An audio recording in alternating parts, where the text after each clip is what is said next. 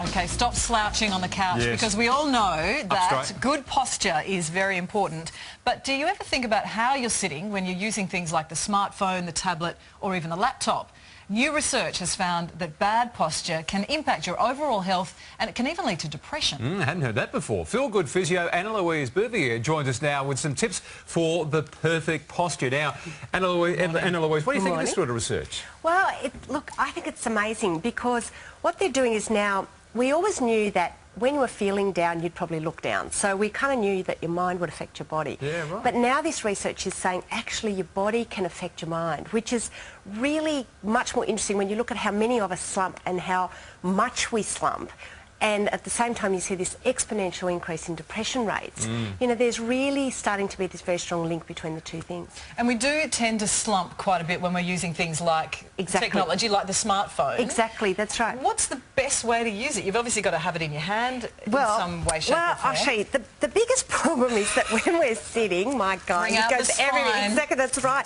Look, can you imagine if you spend your whole day like this? Yeah, that doesn't look good. You're going to spend a lot of time seeing people like me. So you can see this kind of banana sitting is really a big part of the problem. So one of the main things, oh God, we just got a little dislocation there, nothing to worry about.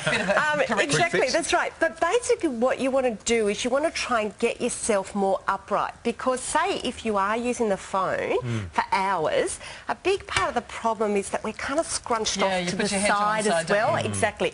So the main thing with the phone is to make sure that when you're using it, you bring it up and you make sure that it's up here instead of like that, okay?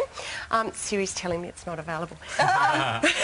With the laptops and things like that, the other thing is to try and bring them up to you instead of you down to them. Because that's my problem from a height point of view too. Exactly. Like the neck is always down like that. That's exactly right. And it's ironic, this is called a laptop, but using it on your lap's not necessarily the best way. That's exactly it. And in fact, but that's a huge part of the problem. It's like I see so many of my patients who say they'll sit in front of the telly with their laptop, with the iPad, also, you know, with the computer, and the whole thing is just slumpy. Because you end up sitting like this. Exactly. You know, you're on the couch doing it. That's exactly it. So I just say, with any device, try and bring it up to you. Say if you are sitting on the couch, stick some pillows on it so it's up higher.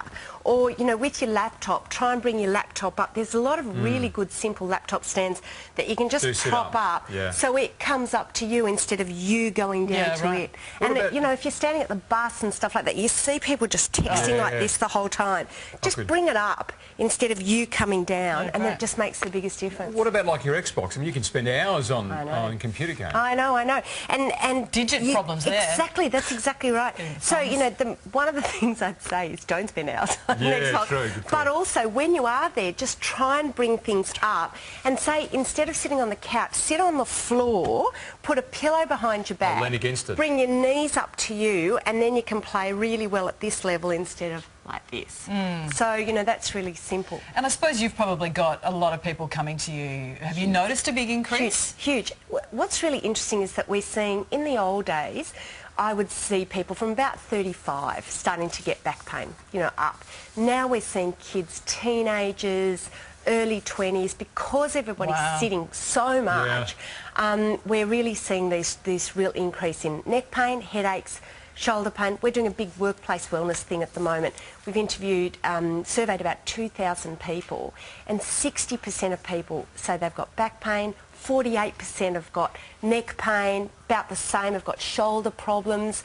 And, you know, you link that in with not only have they got pain, but they're also tired, feeling stressed, probably not sleeping quite as well, you know, all those kind of things. So it's this relationship between not only the posture and the sitting, but the stress, the sleep, all part of it, lack of exercise. Great advice. Well, thank you so much, Anna-Louise. We appreciate your time. Back straight, shoulders back. We'll be sitting up straight for the rest of the show. Good on you.